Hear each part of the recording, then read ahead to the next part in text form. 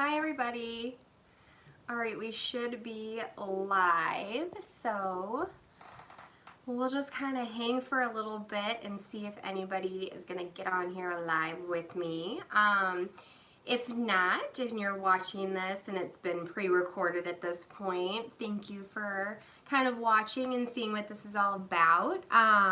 So basically, if you're new to this forum of kind of Live with Lindsey, this is basically an opportunity for any Peak users to hop on here with me live and get feedback, answers for questions they might have about programming, questions about material samples. I do some demonstrations on here and show you guys different materials and ideas, multiple ways of running programs and having materials for them, kind of depending on the participants. And then I usually also try and follow up any questions or topics that came up the week before. And then I also try and keep an eye on the Facebook forum and then my emails, Instagram, that stuff that I run too, just to see if anything else is popping up that is troubling you guys or you want extra support on or help. But as always, if you are kind of hopping on here, welcome, and just feel free to start typing and shooting up any comments or questions or just to say hi so I know you're out there. That's great too. But again, this is just for you guys. This is just an hour where I am here to support you guys, to help you with any questions you might have. And yeah, just to help you guys out if you need it. If not, I am just going to kind of talk about some things that I had queued up to give you guys updates on and chat a little bit about, but feel free to interrupt me with Peak questions. So I think that I am hearing Peak Life should be out this summer, so that is super exciting. I've gotten a chance to experiment a little bit with some of the data sheets and different things with that to use for a task analysis situation with clients and participants, and it's really, really great for so many reasons, but it really helps kind of break those tasks down into individual steps where you can kind of really track and analyze what steps might be holding up a client or a participant. And then you can add more weight to it by incorporating some of the different types of things for peak and for peak transformation, generalization, and equivalence to kind of add more weight to those step-by-step programs for Peak Life that can just really teach a participant a lot more about what they're doing and why and what it means. So that's kind of some cool stuff to come. So I wanted to kind of get back to you guys. I know people have been asking. Some people have been pre-ordering Peak Life stuff, but it sounds like this summer. The Peak Comprehensive Assessment, people have also been asking me a lot about. It sounds like it is being printed right now. So those should be released and starting to be sent out the end of this month and early next month. So that's really, really cool. I can't wait to start getting my hands myself on those Peak assessments and seeing what that's like just in like one binding that's standardized and super convenient and easy to run and all that great stuff. So that's another really exciting thing, coming out very soon. Other stuff. So I also help out with the Instagram feed that you guys see over on our Instagram page for Peak ABA. So definitely if you aren't following that, feel free to hop on and, sorry you guys, I'm going to lose my voice probably, and take a look at material samples, questions, updates, things like that. I know I just put a couple other ideas up there for things that I was about to recycle in my own home and was like, hey, this would work out really great for a tactile box. So a couple of the ones I had up there were those like short Pringle cans. I think that's a really easy one, especially for those kiddos' hands to fit into. You could glue stuff to the bottom so that it's nice and secure and doesn't like rattle around in there.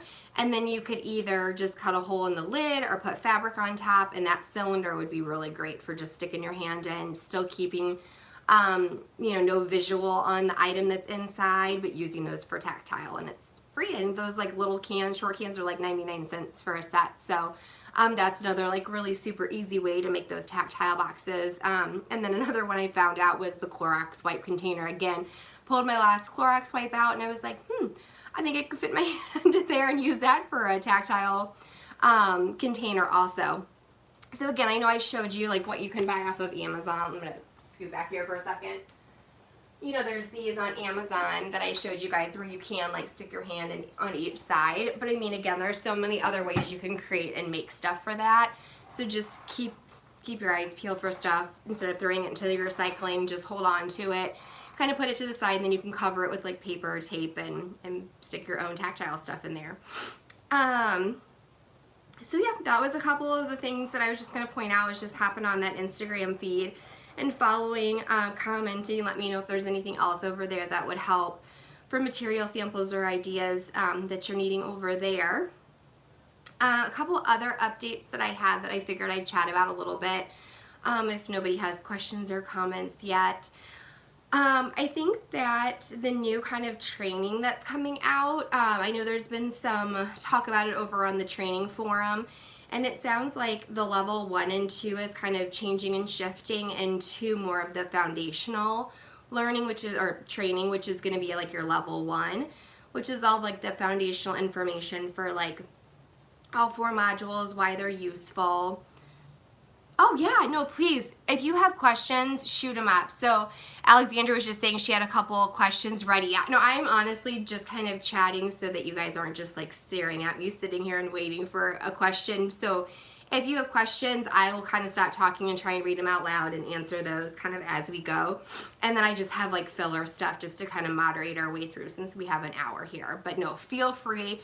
You're never interrupting me at any point. If you guys have questions or comments or you want to say hi, just shoot them up there, and we'll transfer kind of over to that topic whenever you guys get it up. So yeah, the level 1 will kind of be that foundational training piece now, which will be online. There should be more information about that coming out next month, so keep your eyes peeled. If you've already done the level 1, it's basically virtually the same sort of thing. And then the level 2 will kind of change into that experiential hands-on training. So you guys are going to be doing hands-on programs with each other, running them, practicing them, taking data, scoring, running the assessment stuff. Okay, so Alexandra has a question. We are running the assessment currently and are a bit confused with the process. Is it possible? Sorry, these go away for some reason. Let me get... All right, we are running the assessment currently and are a bit confused with the process. Is it possible for you to review the process? We have done the pre-assessment for direct and generalization, but are not sure where to go from there. Wait, good question. Okay, so if you have done the pre-assessment, I'm assuming for the direct and generalization that you have pulled those off of the website. There were those like pre-assessment flip books that you can go through. I'm just trying to see if I have any of my direct and generalization handy. I've got the T and E one here, so I'm going to have to kind of go off of memory a little bit, and if I had it right in front of me, I should have been able to answer this better. So you're going to run those 2 assessments. Generalization has like that worksheet packet that goes along with it for the scoring. There were scoring pages and packets that go along with that, so you'll make sure everything is kind of transferred over to the scoring. Then what you're going to want to do is look at the factor scoring. This is a really good question. I should have had like my stuff for the assessments a little bit more handy here for you. But there's like that comprehensive booklet that opens up and has all 4 of the modules within it. So you're going to go through and kind of highlight any of the long version assessment stuff that you did. So if you know, like, there's the packet. So here, let's do this. Let me just backtrack a second.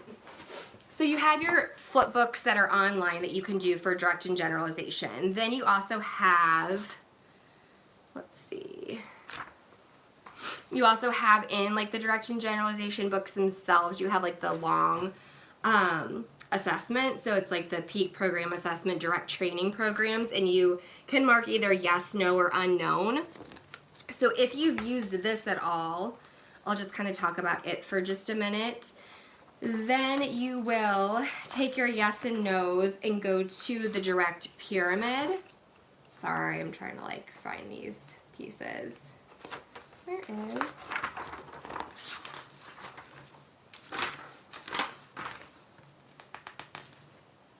I would say it does talk, I think, a little bit about the assessment components in the beginning of these books. So I do suggest, if you haven't, also reading the forewords In the book, I know it seems kind of like common sense, or you may feel like you've learned it in the foundational level 1 stuff, but I think it's really important to familiarize yourself with that too. Oh, they're here. Hello. Okay, so then you have like your pyramid. So if you do that yes/no version, then you can go in through here and highlight and fill in any of the things that have been kind of probed and mastered that you know. And then on your factor scoring, which of course, I don't have my booklet down here, but in that comprehensive booklet, you have your different columns for the factor scoring. And so then you're going to go through and mark that, take your totals, and then from your totals for direct, I'm trying to think here. I think direct and generalization have age norm comparisons on the websites too. So you're going to kind of compare, look at what the age norm differences are, calculate that out. And then what you're going to do is go from like left to right on your factor scorings and start filling in your pyramid for like the foundational skills. So let me note to bring that in next time I'm on live so that I can kind of talk through that a little bit better. I know that wasn't like the best explanation because I don't have my comprehensive booklet in front of me, but that's kind of how you're going to start it out. So hopefully that helped answer your question. Let me see. So no, you don't have to do the entire thing. There's like a couple different ways. Let's see. Yep, so if you have everything scored off of that pre-assessment, then you should be able to combine that and then transfer it over to your comprehensive like booklet that you would have, and look at the factor scoring off of that. So let me bring a sample in for next week, or if you even want to private message me, I can talk you through it a little bit better when I have my booklet in front of me. I just don't quite remember all the columns off the top of my head. But there's like 4 different sections that will pertain to kind of where you're going to start based on where your participants scored on the assessment. So hopefully that kind of helps answer that just a little bit. So you do not have to, like I said, do the entire direct assessment with the yes, no, and question mark to get that. That sometimes is helpful. It's also just like very time consuming to obviously do that because you're gonna have to probe some of the things that you don't know with a participant. Not everybody is gonna have time to go through that longer version and see, like, you know, again, it's a long checklist. It's all the programs that you're gonna find in the direct book, and then generalization has its own set.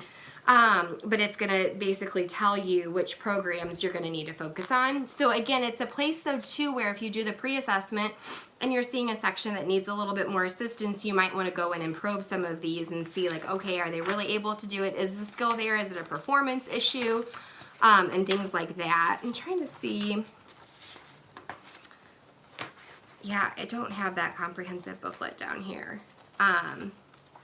So we'll see. If we have a lag in time, I think I actually have it upstairs in my dining room, so I can always try and run up and grab that. Let me see if this is it. Hold on. Nope, that's the YouTube stuff. Okay. So here, if we have a lull here in a minute, I will go upstairs and grab that. Let's see. Oh yeah, no problem. Let me know if there's any other questions in regards to that. I'll kind of go over a couple other things that I brought down. And again, I've had quite a few questions about the assessment stuff, and I think again it's going to kind of depend if you're utilizing the current flip books or if you're going to start moving to the PCA. There's going to be, you know, some changes and things to that, but definitely it is no big deal if you're still using all of the assessment components that you've been using for the last couple of years. Like I said, the PCA is about to just come out, which is the comprehensive assessment for all 4 modules, like within one. And I had a question about it, which was a good question about some of the scoring and stuff that goes along with it. But as we kind of get those in our hands and start using them more fluently, we can give you guys a lot more information on kind of how that's going to look compared to what we've been using. I'm trying to think of what else. So yeah. Let's kind of just keep rolling with some other stuff. And again, just please shoot up your questions if you have any or can think of anything. For pre-assessments, there is factor scoring available. Is there an age norm to reference for these factor scores, or is the age norm data only available if you do the direct and indirect assessments? So I'm not sure what the updated norm scores are. I think for direct and generalization, they are up. I think the transformation and equivalence ones, they do not have completed yet. I think, again, it's going to help with these new PCA. Which module do we have for age? Yeah, so I think direct and generalization are up on the website. So you should be able, I think it's now like Peak 2 ABA, but it'll wire you to the new sites. Sorry, you guys, I'm going to lose my voice. And you should be able to search on there for the age norms and look. I don't have an update when transformation and equivalence is going to be done, but hopefully we'll have those up. And like I said, when the PCA comes out, that might change things as far as getting some of that data in and some of the comparisons, since that'll be like the new standardized version that everybody can potentially use if they want. So hopefully that answers your questions, and please tell me if it's not a good enough answer. if I'm not being clear or you're not getting a good answer from me, just let me know. The age equivalents are for the 184 question forms, correct? Let's see. You know what? Instead of trying to guess on some of this stuff, let me pull it up and I can look at it live with you guys. That might help. It's like some of the stuff I haven't looked at real recently, and so I don't want to be giving you guys bad information. So let's pop on here really quick together and take a look. Let's see.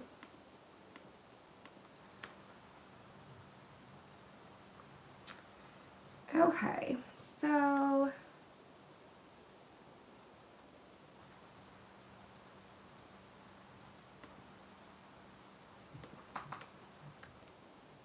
let me know if you guys have any other questions. In the meantime, I'm just going to try and jump on here really quick and take a look at,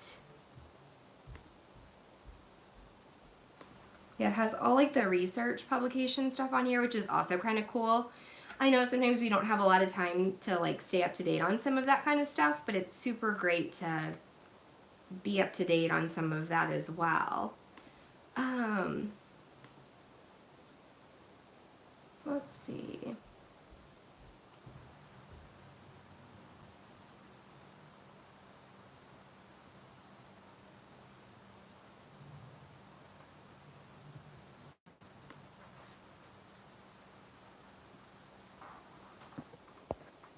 All right.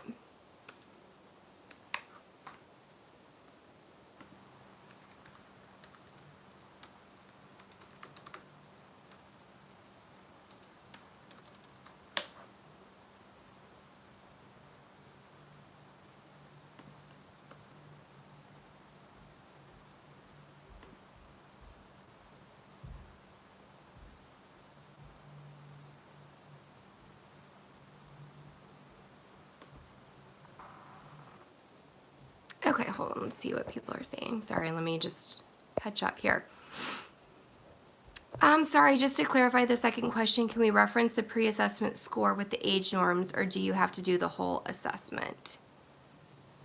So I'm pretty sure it's off of the pre-assessments. I'm trying to pull it up really quick because they have a couple different sites, because there's like the training forum, which is Peak ABA Solutions. So that's going to have like all your training information for like the level 1, 2, 3. I am not finding, let's see.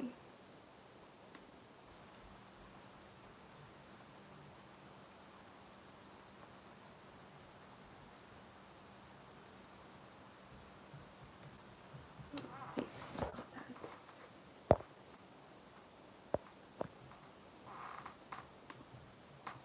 I don't know why I'm not seeing the age norms on, oh here, maybe. Okay, so if you go to Peak 2 ABA, it's got like the clinical resources. So you have like your fillable performance matrix, your peak factor scoring grid. So this is what I was trying to talk about earlier with the assessment stuff. So I know this is not ideal, but if you go up on the website, Peak Relational Training System Assessment Factor Scoring Grid. So you have the foundational learning skills, perceptual learning skills, verbal comprehension skills, then verbal reasoning, memory, and math skills. That's for like your direct section. Generalization, it's the same sort of thing. You're moving left to right through the 4 columns. So usually, if you're going through the long assessment, for example, the one that I showed you, the multiple pages where you do like the yes, no, question mark kind of stuff, you would go through on here and circle and mark those. I'm just going to scroll down. Come on. So then for factor 1, the first column, you're going to total out of 34 how many of those. And then factor 2, factor 3, factor 4. When you're filling out your pyramid and you're working on your programs, you're basically going to want to start on that left side first for your foundational skills. So you're going to want to go through your foundational learning skills, like the 1A, 1B, all the way down that left column. Same thing for generalization, your foundational learning and basic social skills, go all the way down that left column and then start filling things in as you go. Because a lot of those are going to be kind of somewhat prerequisites, or you're going to want to make sure you've probed before you kind of move into the other sections or the other factors. Let me see. So I usually like just go into my file at work and kind of like get through all of this stuff. So I'm kind of exploring it with you for a minute. So then you have the equivalence and transformation, the same sort of system there. Peak pre-assessments, you have, if you click on direct, that was what I was talking about, the peak direct training pre-assessment stuff. So here, you're going to be able to see what that foundational learning skills looks like. So again, you can kind of come from it from 2 different ways. So your foundational learning skills, there's a max score of 16. Sorry guys, I have to like scroll down to show you this.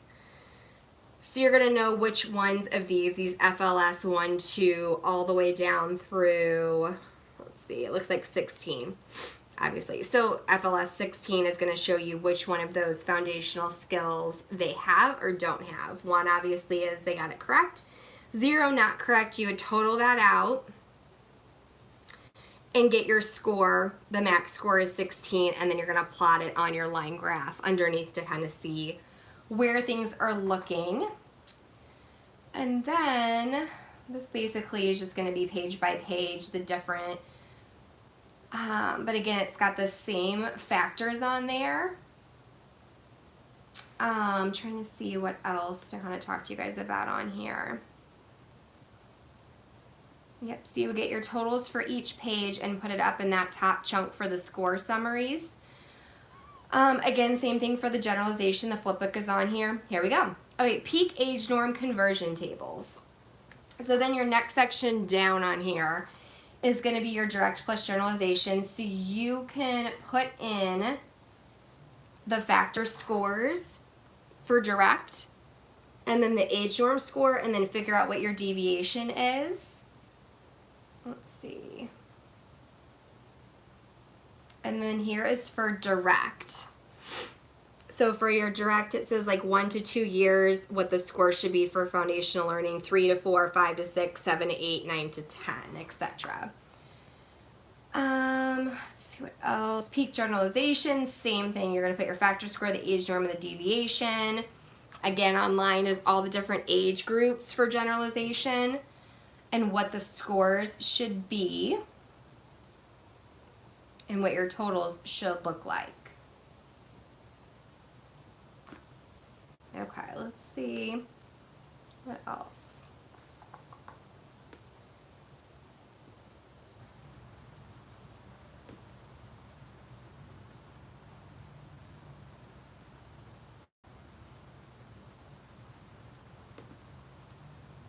Okay, then you have the peak pre-assessment item conversion tables. Okay, so that is where you're going to be able to look at what on the pre-assessment like how you can convert it into the programs within the modules for direct and transformation. So that FS or FLS 1 was that foundational learning skill for direct. That first question on the pre-assessment, the flipbook, is going to correspond to 1A. The second one converts to 3C. So again, you have your 4 factors for generalization and for direct, and it's going to match each of the questions on that pre-assessment flipbook to the corresponding program in the module. So again, to kind of fill all of this out, I would print all of this and kind of combine it to put into that comprehensive booklet, or comprehensive worksheet, I should say. So you're gonna want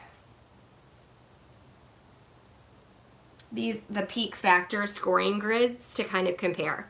So then you can take all that information back to these scoring grids, and with your pre-assessment, you can mark which ones they knew. They either got them or they didn't.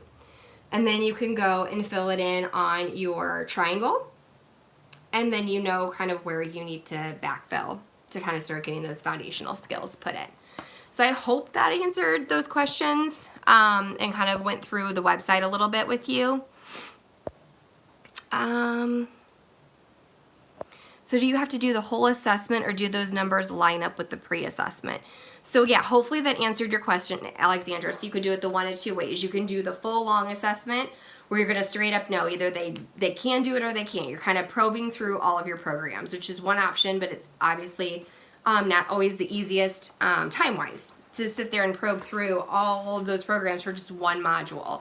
Running through the flip book is a lot more efficient, time efficient, and like you've been able to see now, you can figure out the conversions so you know which programs they are able to do.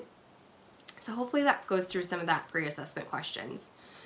Let me see if I missed any questions.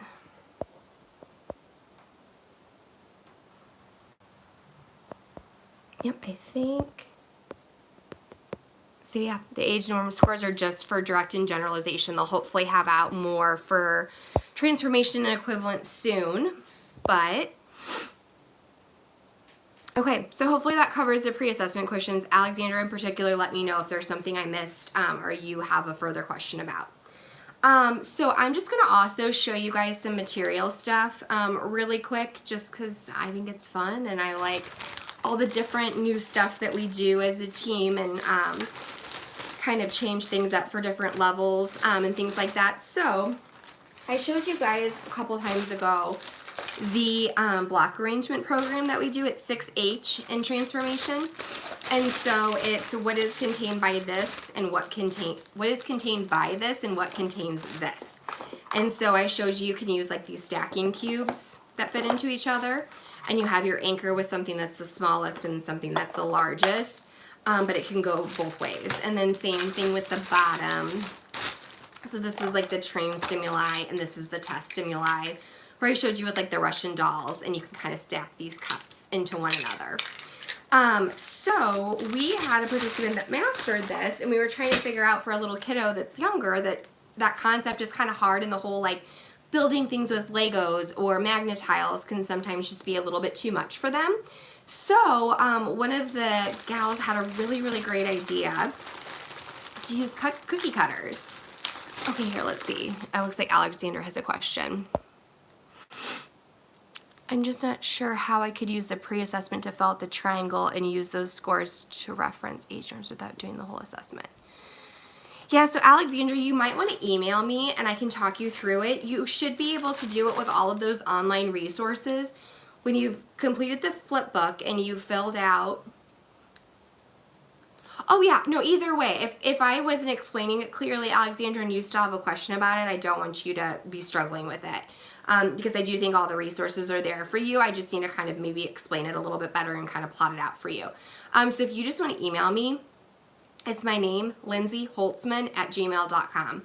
So LINDSEY Holtzman, HOLTSMAN @gmail.com is my personal email, and you can just send it to me there and I can kind of talk you through it. But so basically the pre-assessment flip book, you're going to compare it to that one diagram that I showed you, where it shows you each of the pages of the pre-assessment. Each page corresponds to 1A, 2B, 3B, 4F, whatever, in the direct book. So that basically is telling you in that pre-assessment, if it says like that FLS 1 equals 1B, then you can kind of go to 1B and mark a yes. You know that they're able to do it because they got it correct on the assessment. the pre-assessment. So you're gonna know and be able to fill in that factor score. You don't even need to really put it in over here unless you want to. You would just go to your comprehensive booklet, fill in your factor scores off of that, and then you can fill in your pyramid from there. But again, please email me if you have more questions on that, because I don't want you to be still confused on it. So the cookie cutter system that I was kind of talking to you guys about. So we just did just a cute set of cookie cutters that all fit inside of each other, kind of like what we already had used before, but this is new stimuli. So this was the train set. So we would give them, you know, we'd have these like all laid out on the table, and we'd give them like the middle one and ask like, build something that's contained by this. And so you would put the thing inside of it, and you'd have a couple options, and then build something that contains this. And so you would have to pick one of the options that is larger to contain this. And so that was the train set. So we kind of prompted all of that within the heart-shaped set. And then our test set, I don't know if you can really see what these are, but these are just like Mickey cookie cutters. Great, yes. So you can definitely contact me. Is the total on that page 184? Sorry, my big old hand here. These comments don't stay up here. Is the total on that page 184 or 66? Let me look. Let's see, Kathy.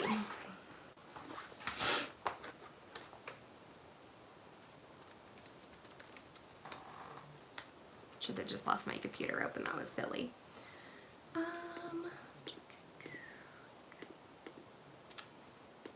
Okay, so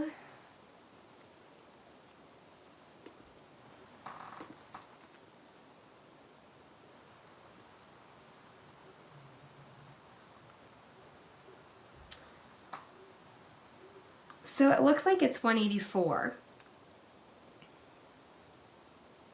because it's got it totaled for direct 184 and still 184 on generalization also for those age norms. So I guess that begs to ask then if when you do the pre-assessment stuff, let's see.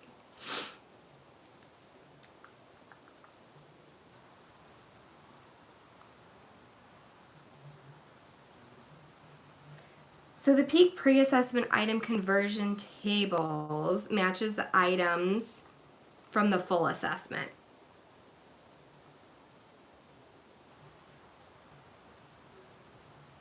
So hopefully that helps answer that question. Let me see.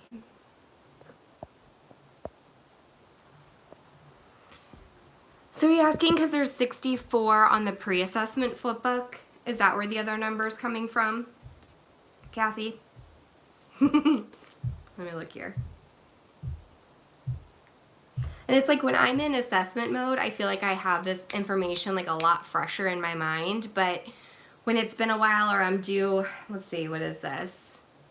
I'm due in June and July to do assessments again. It's like then it's fresh again. But I've kind of been away from it for a little bit.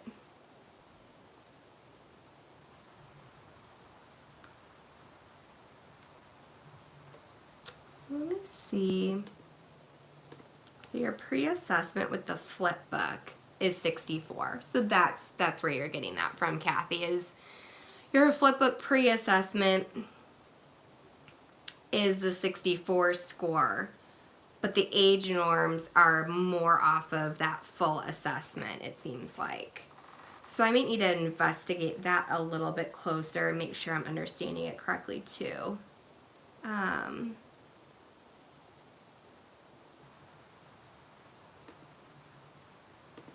Yeah, because everything on the age norm for direct and generalization has the 184 score, which would come from your long version. In the front of the modules, like I talked to you guys about. Yeah. Okay, so yeah, some of it's going to transfer, but then you might have to fill in some from that longer version, it sounds like. So hopefully that covered. And I was just, like I said, just showing you these cookie cutters. Please pop up if you have more questions or need more clarification on some of that. But that's where those two numbers came from. Is the 184 comes from the full assessments in the front of the module books, and the 64 comes from those pre-assessments, that like short and condensed flipbook version. And so again, I'm not sure with the PCAs that are coming out what that's going to look like in comparison to what we're talking about right now. But I'm sure there'll be a lot of information that comes out with that as those continue to get printed and shipped. So I will try and get more information on that to kind of clarify any of those questions. So if nobody has another question, I'm just going to keep talking about materials and stuff. So I was kind of showing you what the test materials looked like for this block arrangement program. So again, they all fit into each other. There's 5 sizes, super cheap on Amazon. So again, you can transfer what you taught them and how to learn this task with brand new stimuli that has never been taught or trained or reinforced. But again, you've taught them how to learn this concept, so they should be able to do that at multiple levels if, you know, it's been taught correctly and is successful for them. So I'm going to keep going. A food program that we did, it's 5H in transformation, I believe. So again, Kathy, and she's sometimes on here asking questions too, she created this really cool strip for us. She also had the cookie cutter idea. But we kind of redid this a little bit, how we were running the food program for the 2 types that we're using were crunchier things and sweeter things. So we would give them a cracker and then hand them a piece of bread and ask, is that crunchier? And they would answer yes or no. And then we would hand them the cracker and then hand them a pretzel and say, is that crunchier, yes or no? One thing is crunchier, one thing is not. So it's obviously softer, but we're still using the scale of crunchier.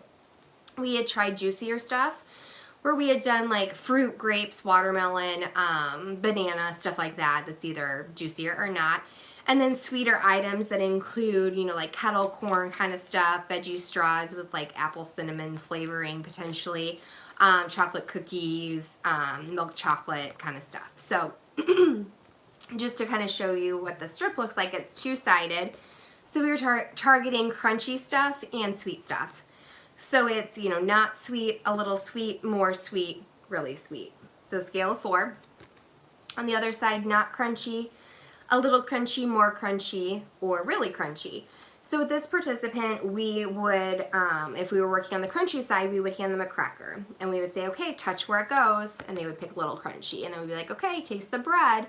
What is that? And they would slide their finger down to not crunchy. And then we'd hand the pretzel, what do you think that is? And they would maybe move all the way down to really crunchy. That was a train item. We had a hard time getting the participant in particular though, because they were really young, to keep their hand there and to go up and down the scale accordingly. So the next step was printing out pictures of the foods themselves. So let me keep using the example I was with the cracker, bread, and pretzel. There it is. So we just have pictures, bread, pretzel, and cracker. And so instead of the participant holding their hand on it and sliding up and down the scale, it was, okay, putting something in their mouth, cracker, where does that go? And they would say a little crunchy. And so they would put the picture there. And then we would have them taste the pretzel, where does this go? And they might put it either as more crunchy or really crunchy. Either one would match accordingly and be fine. And then bread, is that crunchy or not crunchy? And they would say, you know, not crunchy, and you prompt and do what you need to do. We also noticed a lot of participants, which makes sense, you read from left to right, would just kind of start slapping the pictures from left to right. So you might have to troubleshoot that where they placed it incorrectly and say, no, try again. Second time they still get it wrong, you might have to like block to kind of push them down to start and look on this end a little bit more and read them out loud. So same sort of thing for the other side. So I'll just show you the train materials for this side.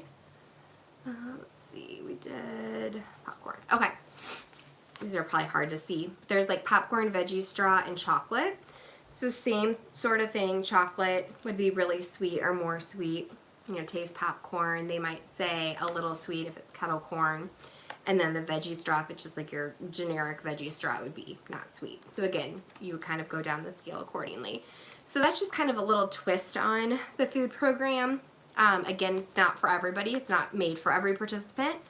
Again, you just have to keep in mind with Peak that a lot of the stuff that you're seeing either on this forum, on Instagram, on YouTube, etc., that it's customized, it's unique. So we might be showing you guys a sample of something and it may not be the right fit for your participant. It may not work for the age, it may not work for the level that they're at.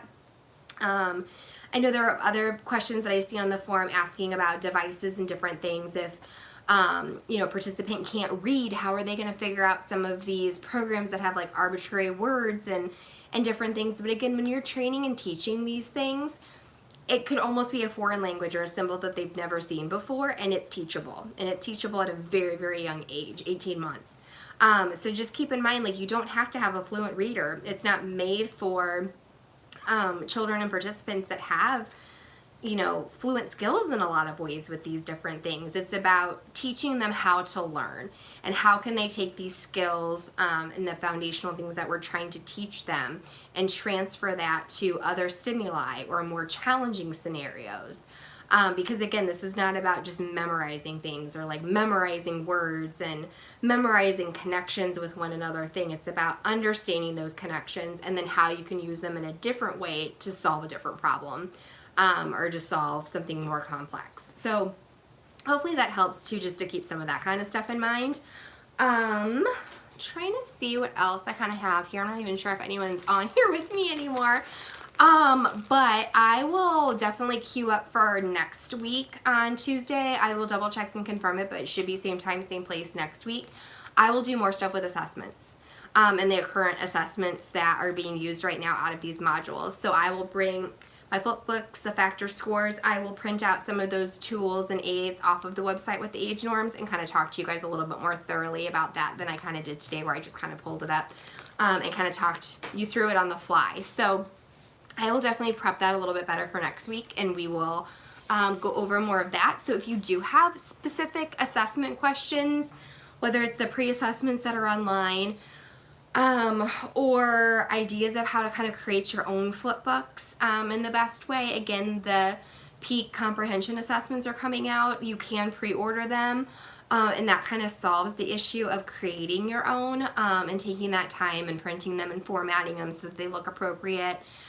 This kind of creates that standardization that is really great and has all four modules in one. I'm not trying to be a salesperson about them.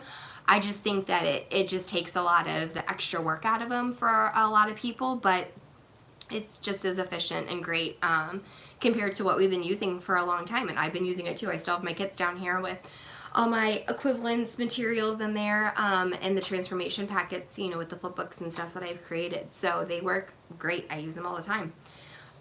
So I will just kind of keep going over some stuff. We did a short taping this past week on Thursday for the YouTube channel, so I will have a couple new programs to edit and put up there pretty soon. I have a lot of things queued up from transformation. I know I've had a lot of questions about, excuse me guys, some of the later programs in the transformation book. So I still have those queued up and pulled and ready to go to tape. So I will get another session for that for hopefully next week, and then I can get those edited and posted. Trying to see if there's any other, let's see. Trying to see if there's any other program stuff that I can show you real quick. So yeah, this was the food program that I was talking to you guys about with that face scale and the different food items printed out. So it's the food item feature adjectives 5H in the transformation module. And you can kind of see that you're gonna, depending on how you're running the program, you're gonna fill out your program sheet a little bit differently.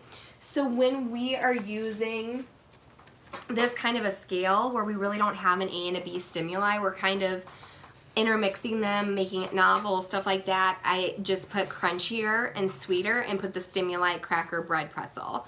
And then for sweeter, the kettle corn, the chocolate chip, and the veggie straw.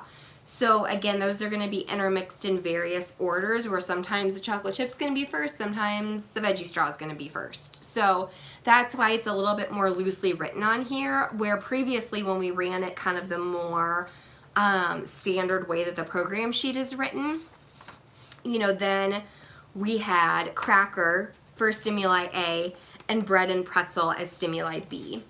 And then for the sweeter component, it was veggie straw for stimuli A, and then the popcorn, nope, I have it backwards.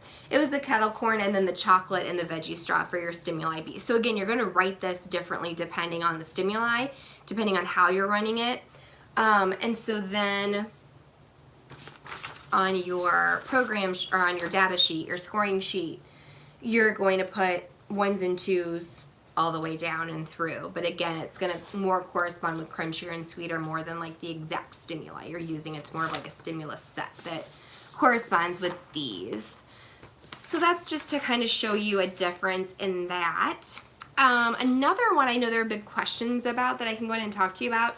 I have this queued up to run for the YouTube channel also. It's from Generalization, Abstraction, Number Concepts, 6D.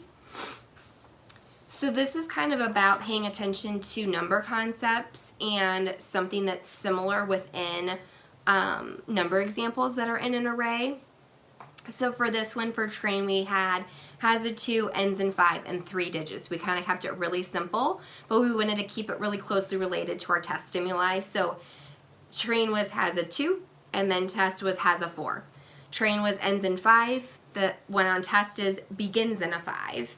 3 digits, 2 digits. So again, we have like some similarities between them, but they're not identical. So that might be an example of what you would do for a level 1, and then you'd start pulling them further and further apart and making them more complex. So that is an example of what that might look like. Let's see. What else I kind of had queued up that I can talk to you about. Oh, math sorting and counting group 1B. We ran this one in the demo, so I'll have that edited pretty soon and put out. I know Kathy had another great idea, which I love, is like paper plates, where you have however many groups you have paper plates for, and then you have the card that says like how many of the items should go into each group. So for the example we did on YouTube, though, was just 2 circles, and it was like 2 groups of 4, and so they would need to put 4 items in each of those, and you'd prompt that way. But all of them were 2 groups, just varying in number. So that is an example of that one. And then just kind of a reminder, I do get some of these questions still, which are good questions. Some people are still working through these direct and generalization to build up a little more confidence for transformation and equivalence. But like I'm telling you, run all 4. It is awesome having all 4 modules active with a participant and a client. It just makes such a difference. So again, for your, which I actually, oh, you guys should catch this. I had the wrong scoring sheet up for that. It should have been a generalization scoring sheet, because this is a generalization program. So again, though, you're going to have in one block of 10, you're going to have your stimuli intermixed. So your single digits are all like those train stimuli, and your double digits are test stimuli. As you start going a little bit further down into your levels, that'll change a little bit, but for the most part, we kind of know like that level 1, those single digits are going to be your train and then your test. Another thing you can do to kind of cue yourself not to prompt or reinforce is on those test blocks, crossing that out so you just know it's either a 10 or a 0. Very, very simple. But those little tricks just kind of help train your mind for a little while and train you to score accordingly, and to make sure you're not prompting or giving any feedback back to the participant when you're running those. So just kind of keep that in mind, and your direct and generalization data sheets look pretty much the same. Your transformation equivalents get a little more complex because you're going to have blocks of 10, where you're going to have a little bit more with like the symmetry and reflexivity and stuff like that, where you're going to have to pay attention to test blocks and train blocks, and there's less intermixing within a block like you do in generalization. I don't think we have a whole lot. We have like 10 more minutes on here. It doesn't even look like anyone is on here live with me anymore, but Definitely please send me feedback on these. Let me know what you're needing to see and hear more of and what you have questions on. I definitely try and answer as much as I can live, but there are kind of some of those instances where I feel like with the assessment stuff I need to kind of compile a little bit more to be better prepared to go through that component with you guys live, just so that I have all the parts in hand and not like looking up on my computer at the age norms and stuff like that. So I can kind of give you guys some better answers and feedback on that component. So I will have that prepped and ready for next week, but in the meantime, any program material questions, assessment stuff you want to see in particular, I'll be trying to focus a little bit more on the assessment component next week, since there are some really good questions about some of that stuff, and maybe I can even get my hands on a PCA. I don't know if it'll happen, but I will try, so I can kind of take at least a little preview and a look so you know what that might be coming out in the next few weeks, which will be really cool. Yeah, I don't really have a whole lot else to kind of let you guys know about or to show you today. Again, if you're kind of just watching the tail end of this and it's been recorded, just please send me anything or any programs that you would really like more info on for the next week. It just kind of helps me pre-prep the content so that I have everything I need down here where I'm kidless and they're upstairs with my husband, so that I can kind of have what I need down here and on cue to help answer any questions that you guys have. But I love seeing all your questions up on the forum. I love your love on Instagram and the YouTube channel. But I can only be as good as you guys tell me. So you guys have to give me some feedback and let me know what's helping, what's working for you, and what you need more of. Because I'm just trying to do this to help you all and be here for this hour every week, just to be a place where you can come and tell me what's working, what's not working, and what questions you have. So please keep joining, watching the recordings and sending me feedback so that I can pre-prep for the next week. But let's see if there's anything else I can kind of show or talk to you about while we're hanging out. I can kind of look. You do also in the generalization have that longer format that you can use, like we talked about in the direct module. Again though, there is that pre-assessment flip book, which is a more condensed, but it's not going to match to every single program that are in these books. So that is something to keep in mind, and that was pointed out tonight, that I think you again can still use it all to organize your system and figure out what programs you don't need to spend as much time on, obviously, or can kind of fly through, and then which foundational skills that you need to fill in and spend some more time. I do still recommend, and I know I feel like I kind of harp on some of these things quite frequently, but I do really recommend using all 4 modules. These participants, even these really little young ones, they are able to do programs out of all 4 modules. I know it's hard to believe, but it is very, very much true, and I've been working with that firsthand. I do also really, really recommend reading the acknowledgments in the front of these books and the forewords. There's a lot of good information that talks to you about what like an equivalence class is, some of the vocabulary and terms that are used within the books. A lot of it, goes into more depth when you do the foundational training, but this is a way to really familiarize yourself with what you're going to understand is going on in these books. It talks about, a symmetrical test where you're going from A to B and then you go back from B to A, and what that looks like with different examples.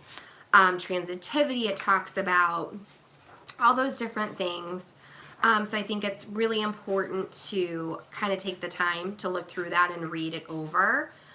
It also talks about, like in equivalence, it talks about the pre-assessment programs and how to complete some of that. So I know a lot of the questions tonight pertain more to the pre-assessment flip books that are on the website and how it compares. But it does, for like equivalence and transformation, also in these forwards talk about completing the pre-assessment interpretive worksheets and things like that, which again I think is super helpful and important, and can answer some of those questions. The fillable performance matrix triangles, which again you can do by hand or you can use online, which is great. I'm trying to find.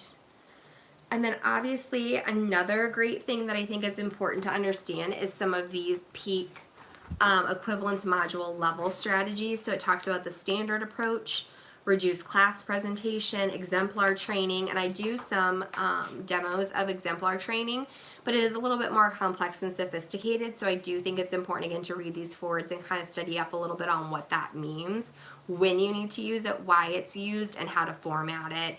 And then how to go back to your original standard way before you're kind of finishing up with a program, because it's definitely not done if you have to kind of move to one of those other level strategies that you need to use. But it talks about like the data sheets and the progress monitoring, progress report cards if you needed, the data analysis components, and then obviously the equivalence and transformation modules that has all of your pre-assessment stuff within these books. So again, I'm excited to see what the PCA has exactly and how it combines all 4 of those modules into one. You shouldn't need kind of the side kit with your other tactile, olfactory, gustatory materials like you do right now, which there's a lot of benefits to that.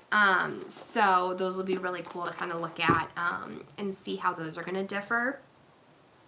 But again, we'll hopefully kind of have an assessment talk next week and kind of look into some of that a little bit more. So I will see what I can kind of come up with. And I will definitely, like I said, have the standard usual, the pre-assessment flip books for all 4 I'll have here, and those added age norm pieces along with the module books and stuff. But definitely keep sending your questions. There are no silly or simple questions. I even get stumped on here and have to think it over a little bit more, figure out a different angle to come at it with you guys. And so just please keep joining and asking questions and challenging yourself, challenging me. I enjoy it. I learn so much by trying to teach and help you guys. This helps me become a better implementer, a better trainer, and things like that. So, you know, just keep joining and keep challenging yourself. We have a few more minutes. I'll just kind of wait and see if somebody else hops on. I hate to like get off of here early. We've got like 3 minutes left. Let me see if I have anything else cool to show you. I am going to look into other ways to kind of remind people about live. So kind of keep a lookout on Facebook. I'll see if I can do some sort of Google invite or something where it's a little bit more of a formal subscription or way for people to kind of sign up and get reminders. I think a lot of times our lives get busy and we don't know if this is going to happen every week, but I really will try and be on here every Tuesday night, 7 o'clock my time here in Missouri, just so that it's the same time, same place, that you can join me hopefully. And if not, there are the recordings that will pop into the file folder when this is complete and I sign off. But I'll see if there's another way to kind of send out reminders and get more of you guys on here live and starting conversations, talking to each other. I think it's a great way too for you guys to collaborate with one another, make connections with other people in your area, or if you guys know that trainings are coming up, things like that. You know, I think that the level 2 new experiential trainings are going to have more specific locations that they're going to happen at. So it's also an opportunity for you guys to kind of network with each other and have that support system if you have questions and things that kind of come up, and you can have your teams go and do some more of this stuff hands-on and ask more questions live that way too, which is really, really cool. But I recommend kind of keeping your eyes out for the new training stuff that's coming out because I think it's going to be a really cool new hands-on type of way to learn how to do this.